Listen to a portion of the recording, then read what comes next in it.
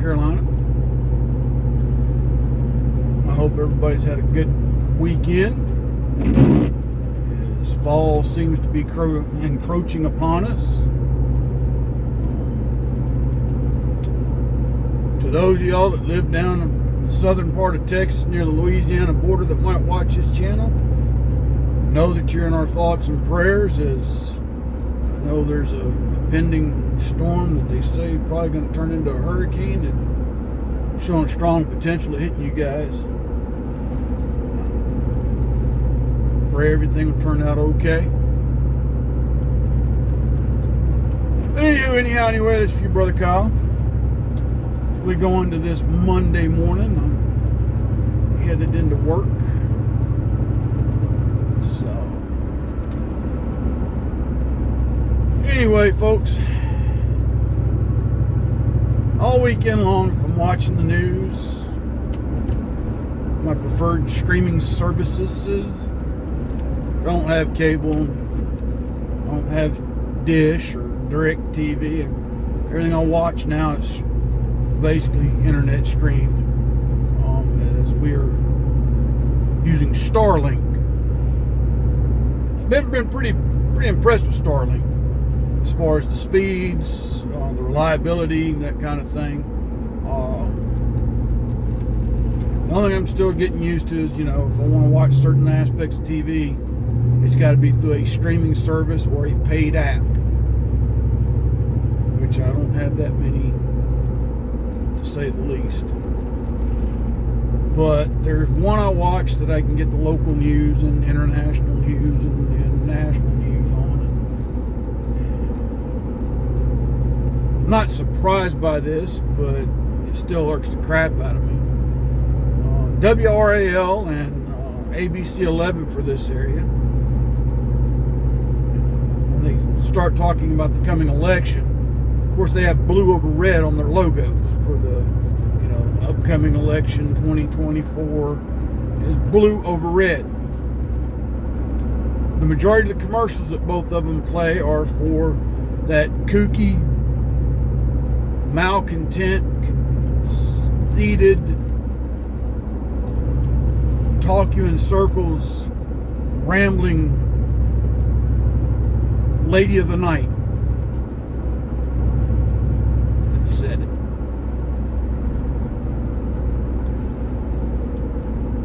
Like I said, I'm not surprised, especially with WRAL, because I go back to WRAL way back when Pat McCrory was running for governor and won his election for governor. Nowhere in the history of WRAL did they ever have a governor's checklist of campaign promises. Not until Pat McCrory got elected did they create this. Well, old soldier, why did they create it? Well, it's real simple. They're controlled by communists that call themselves Democrats. And they didn't like the fact that Pat McCrory ran on the Republican ticket. They won't give him credit where credit's due as far as building Charlotte up to what it is today. He is still criticized for his bathroom bill. Now, I'm going to tell you right now,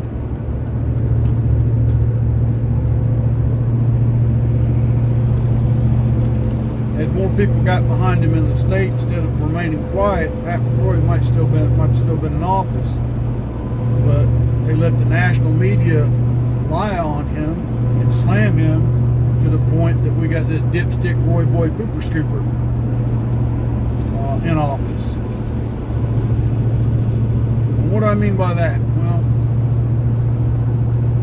when he got the legislation to pass the bill, it was all over the news.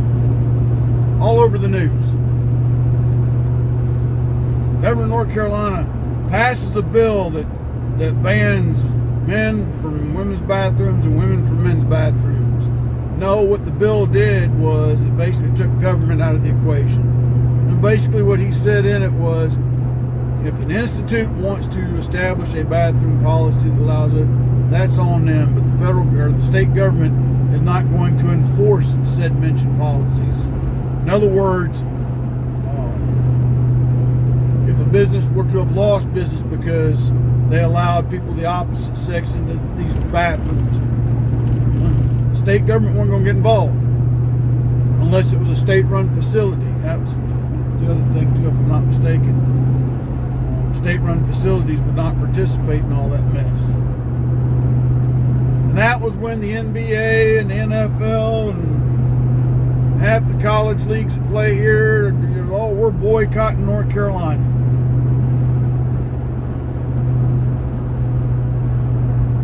Because all the perverts that are floating out there that want this crap.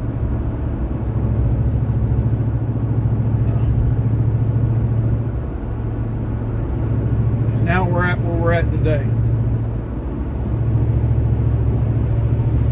And I just love Kooky Kamala's campaign of how Donald Trump's going to pass a national abortion bill. No, he's not.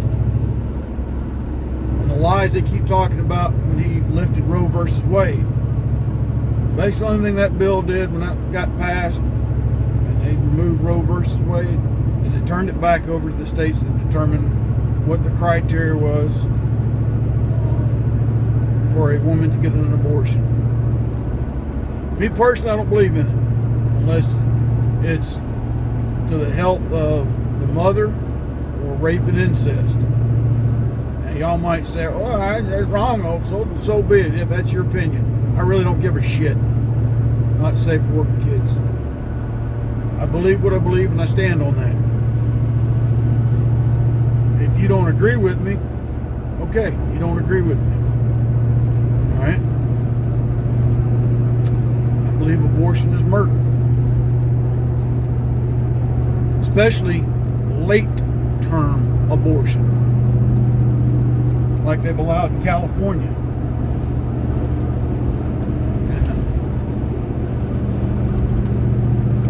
At a point in time where that baby can feel.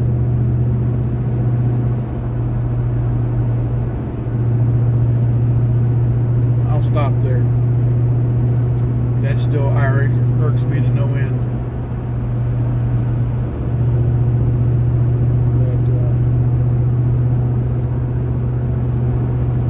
But that's just one of the things that, she keeps telling a lie about and all this other horse mess. Again, I've never cared for Donald Trump personally.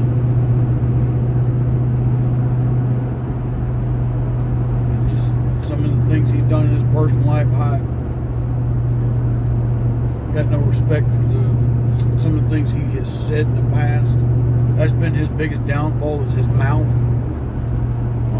But I do look back at some of the things he's done in certain communities, and I call BS when they start calling him racist. Misogynist? Maybe. Maybe. I think he's like a lot of men with money and power. He sometimes gets out in front of a group of men and says things that later he probably regrets. Then again, with Donald Trump, maybe he doesn't. I don't know.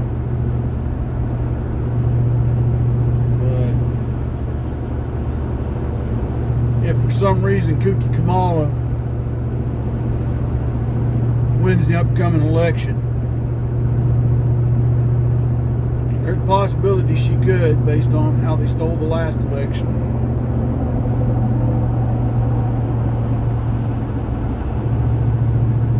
We're screwed. Even though I keep seeing all these trends and all these reports about this group and that group leaving the Democratic Party to vote Republican and they're going to vote for Trump,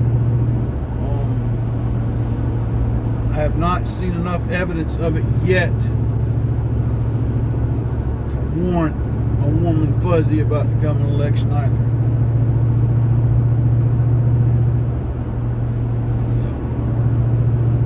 So, you tell me down below what you think. Keep it civil.